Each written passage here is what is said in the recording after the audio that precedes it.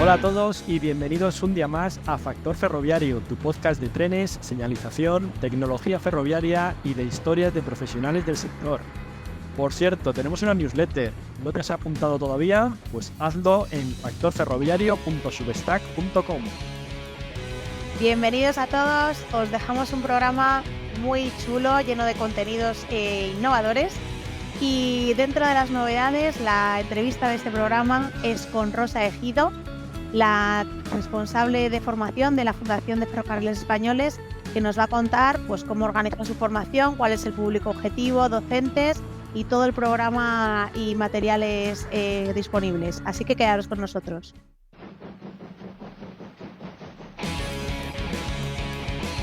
Marcha a la vista.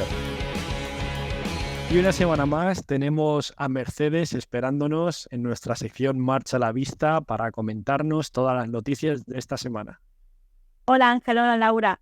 Pues hoy quería hablaros de incentivos de fondos europeos para conseguir apoyar la descarbonización de las empresas ferroviarias de transporte de mercancías en España.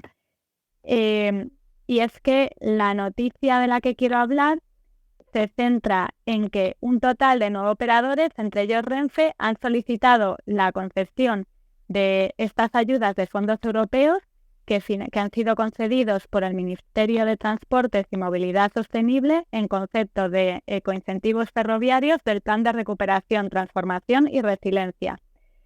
La han solicitado 9 operadores en esta primera convocatoria. Se han concedido únicamente a 8 de ellos porque uno de ellos no ha cumplido los criterios preestablecidos para el cálculo de las subvenciones.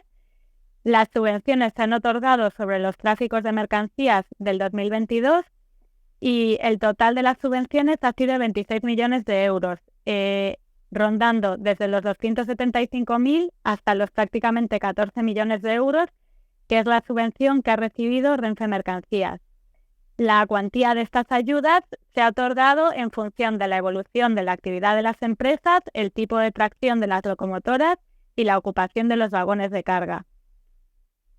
Estas ayudas, que están destinadas a los operadores ferroviarios de mercancías, se han concedido en esta primera convocatoria, pero va a haber una segunda convocatoria y se abrirá el plazo para presentar solicitudes en enero. Y también está prevista una tercera convocatoria que aún está pendiente de aprobar durante el próximo año. Este programa lo que persigue con la concesión de estas ayudas a los operadores ferroviarios de mercancías es un triple objetivo. En primer lugar, consolidar e incrementar la cuota del ferrocarril como alternativa en el transporte de mercancías. En segundo lugar, ayudar a los operadores ferroviarios a aumentar sus tráficos haciendo más atractiva la oferta ferroviaria, por ejemplo, para que aprovechen estas subvenciones para poder reducir las tarifas. Y en tercer lugar, mejorar el desempeño medioambiental, es decir, que se reduzca la contaminación atmosférica, el ruido, los accidentes y la congestión, incentivando que se priorice el uso de sistemas de tracción eléctricos. Muy bien, y con estas ayudas, ¿cómo queda en cómputos generales el sector del ferrocarril en comparación con otros sectores que se utilizan normalmente para el transporte de mercancías, como el tráfico rodado o incluso el transporte por avión? Pues el ferrocarril emite aproximadamente 8 veces menos en emisiones directas de gases de efecto invernadero que la carretera en pauta no urbana, o sea, interurbana, y 14 menos que el avión. O sea que es bastante más favorable desde el punto de vista del medio ambiente. Por eso desde aquí hemos defendido ya muchas veces el uso del ferrocarril para el transporte de mercancías siempre que sea posible. Obviamente para llevar mercancías a través del mar es complicado de momento, pero dentro del propio país o del propio continente hay que apostar por el tren para desplazar mercancías. Muchas gracias, Mercedes. A vosotros. La Ferroescuela.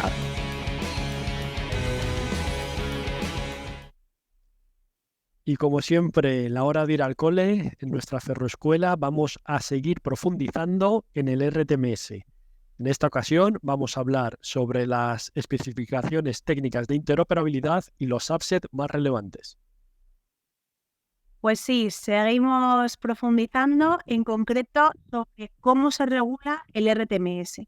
En el último capítulo estuvimos hablando de cuáles eran los entes más relevantes dentro del RTMS y si os acordáis, uno de ellos era la ERA, la Agencia Europea del Ferrocarril, por sus siglas en inglés.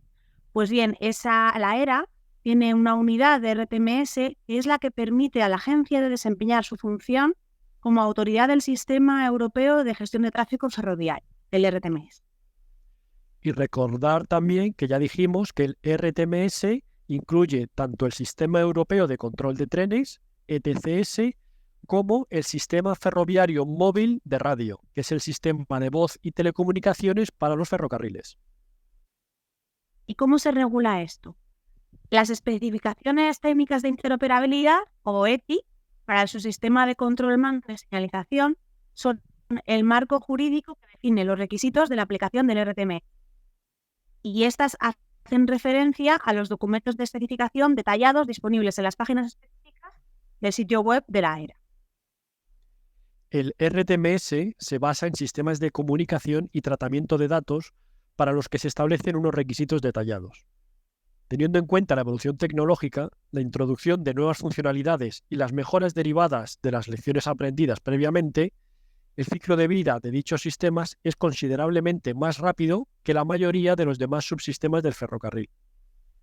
Para esto, existe un proceso específico de gestión del control de cambios para las especificaciones del RTMS, a fin de garantizar que los expertos del sector y de la agencia puedan tramitar de manera eficiente y oportuna las solicitudes de modificación de los requisitos técnicos detallados. Además, por ejemplo, un elemento clave del sistema ferroviario digital interoperable es el sistema ferroviario móvil de radio para las comunicaciones. El desarrollo de tecnologías 5G representa una oportunidad para eliminar gradualmente el sistema actual GSM-R. Una de las actividades clave de la última ETI ha sido definir los requisitos para el futuro sistema de comunicaciones móvil ferroviarias FRMC.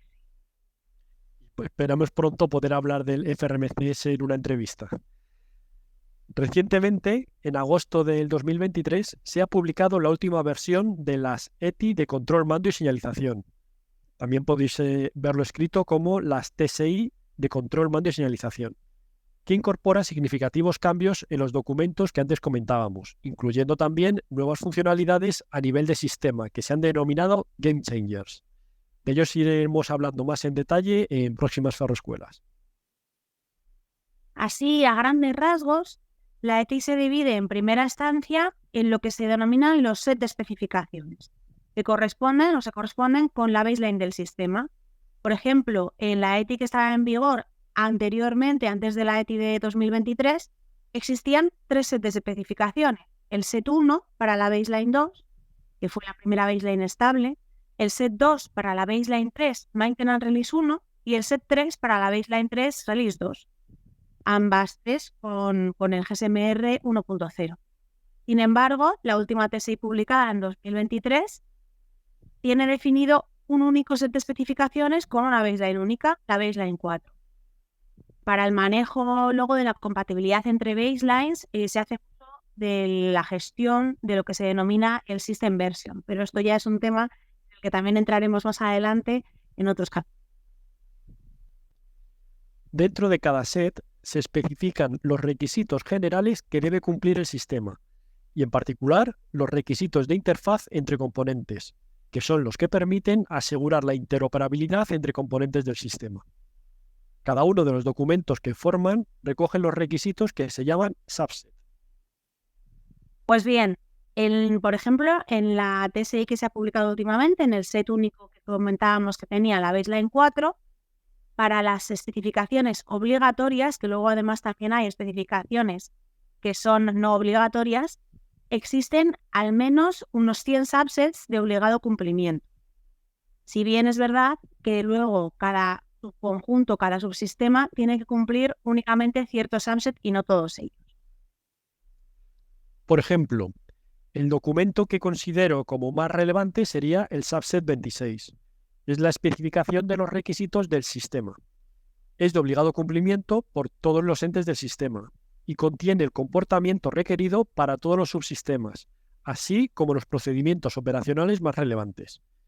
También incluye los mensajes que es posible intercambiar entre el equipo embarcado y la vía, junto con los paquetes y las variables.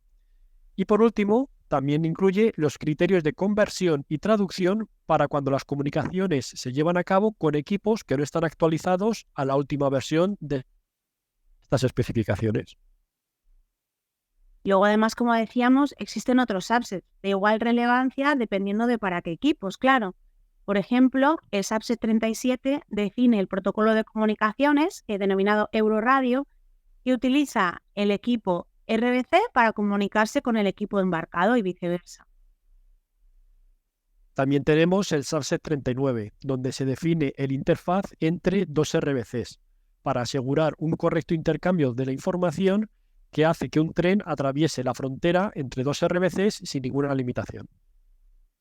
Atendiendo a la seguridad, que es otra de las características importantes del RTMS, el subset 91 contiene todos los requisitos de seguridad para la interoperabilidad técnica de TCS. Y una de las grandes novedades de esta última baseline es el ATO, o la operación automática. Para ello se ha definido el subset 125, que incluye todos los requisitos de sistema necesarios para implementar y ejercitar este ATO.